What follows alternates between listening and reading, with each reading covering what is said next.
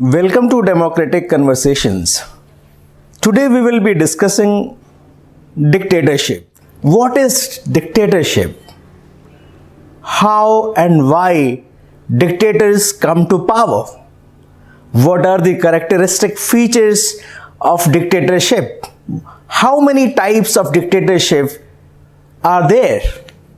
There are three organizations which analyze the state of democracies across the world. And the first one is Economist Intelligence Unit. It is a UK-based organization. They have come out with a report in 2020 that across the world there are only 14% of the countries who are full democracies. There are around 31% countries who are known as flawed democracies. There are 21% countries who are ranked as hybrid regimes, and 34% countries of the world are authoritarian.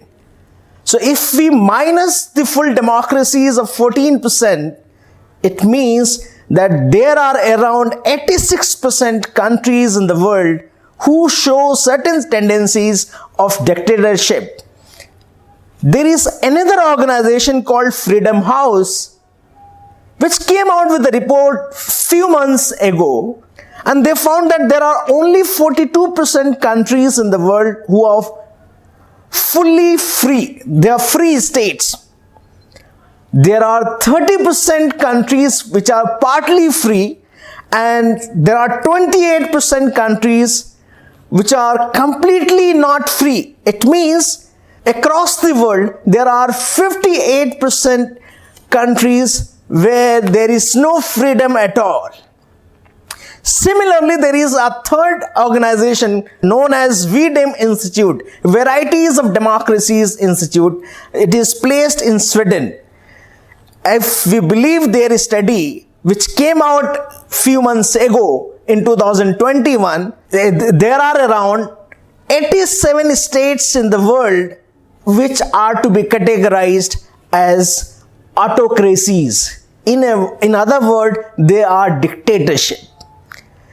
So there are around 68% population of the world are living in autocracies. Autocracies is just the another name for dictatorship. What is dictatorship? When an individual or group of individuals exercises unlimited power, absolute power, unchecked power in the government, we call that form of government a dictatorship. The person who exercises absolute and supreme power is called dictator, because he or she or they are able to dictate policies, laws and decisions of the government. They are able to exercise control over the society in general. They are able to govern the state arbitrarily and in an autocratic manner. So therefore they are called dictators. So a dictator is a person who exercises absolute power without any accountability, without any liability, without any restraint. So therefore we need to fear those dictators. The dictators are not good for the society.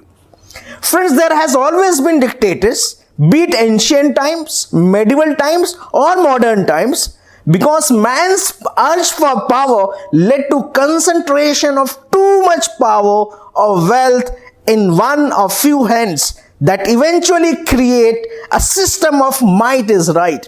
And if might is right is there, it means you are effectively having a dictatorship regime. The term dictatorship is derived from the Latin title dictator, which in Roman Republic was either judge or magistrate or military commander. These dictators used to exercise absolute power, unlimited power to meet an emergency situation. This absolute supreme power was temporary in nature. Whenever the emergencies are over, these powers were being surrendered. So dictatorship was not always a bad thing. So there was a time in ancient period when dictators exercised power with greater responsibilities to meet exigencies of the time. Modern dictatorship is more powerful, more permanent, more autocratic than the ancient time. Modern dictators are totalitarian in scope so far as the exercise of power is concerned. The modern dictators not only exercises control over the government but on the entire society.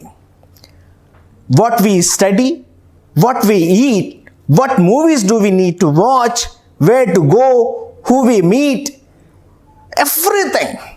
So every aspect of human society is being controlled by the modern dictators. Modern dictators are treated like Masiha, incarnation, supreme leader. In fact, he is being treated as a savior for the people, a leader who can help people come out of poverty, inflation, unemployment, bad days, economic unrest, political unrest, a leader who enjoys charismatic power. Take the examples of all the dictators. Almost all the dictators of the world enjoyed the power like anything. And those powers many a times were being enjoyed with the consent of the majority of the people. For example, be it Adolf Hitler of Germany, be it Benito Mussolini of Italy, be it Robert Mugabe of Zimbabwe, be it Kemal Atatürk of Turkey, be it Colonel Gaddafi of Libya, be Kim Jong-un of North Korea. Almost every dictator enjoys the power with the consent of the majority. Why and how dictators come to power? They come to power when there is a time of difficulty, like there is an economic hardship, there is a great unemployment, inflation, depression, depreciation. These people take advantages of those situations.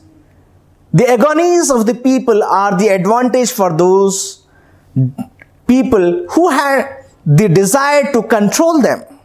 Similarly, if there are political unrest in the society, there is a stronger probability that a leader will emerge, will take control of the mind of the people and gain power. There is also a possibility that if there is a huge corruption in the society going on and the people are frustrated, and in those times certain people and leader and party will take advantage, call upon the people, offer certain simplistic solution to them, and therefore they will be treated as acceptable by the majority. Similarly, if there are worldwide wars, most of the time across the world, the leaders emerged while taking into account the passions, the frustrations, the anxieties of the people during the wars. Similarly, if there is a greater sense of personal and national insecurities, there is a stronger probability that the dictators may emerge and will acquire power. So dictators usually acquire despotic powers either with the use of force or fraud or fear or democratic means, and maintain their power through the use of intimidations, terror, suspension of civil liberties, control of media and use of propaganda. Dictators always create scapegoats, because if they cannot create scapegoats, they cannot survive in power. Scapegoats, I mean that like minorities, like religious minorities, be it Jews, be it Muslims, be it Christians or any other religion. So any religion which can be targeted to mobilize the majority's religious groups. Similarly, there can be intellectuals. So intellectuals can be treated as scapegoats. There can be foreign countries as scapegoats, so that a narrative is to be built around them. Whenever we talk about dictatorship, an image comes to our mind that that person will be a brutal, that person will be exercising force, there will be torture, there will be violence. Everything is not untrue. There are certain truth in this. There are certain truth in this. You will not find, apart from Roman republics, that a ruler is using the title of a dictator. Dictators can be a prime minister, dictator can be a president, dictator can be a king, dictator can be a army general. So anybody can be a dictator. So let us look at the types of the dictatorship which we can now identify. For me, there are three kinds of dictatorship. The one is monarchic dictatorship, the second one is the military dictatorship, and the third one is civilian dictatorship. So how to identify them? If the dictator bears the title of a king and have a hereditary successor or predecessor, then it is monarchic. If the dictator is current or past member of armed forces, then it's a military dictatorship. If the dictator do not belong to the category of king or the armed forces, then there is a civilian dictatorship. Civilian dictatorship is of two kinds. The one is dominant party dictatorship. In that category, a single party gets the power and exercises it in a very arbitrary manner. They survive for a longer period of time. They are constitutional dictatorship as well. Second one is personalistic dictatorship, in which a single person enjoys unlimited, absolute and supreme power and dictate the government as well as society. Thank you for joining me on understanding what is dictatorship. We will be coming out with another concept-based video very soon. Thank you, one and all.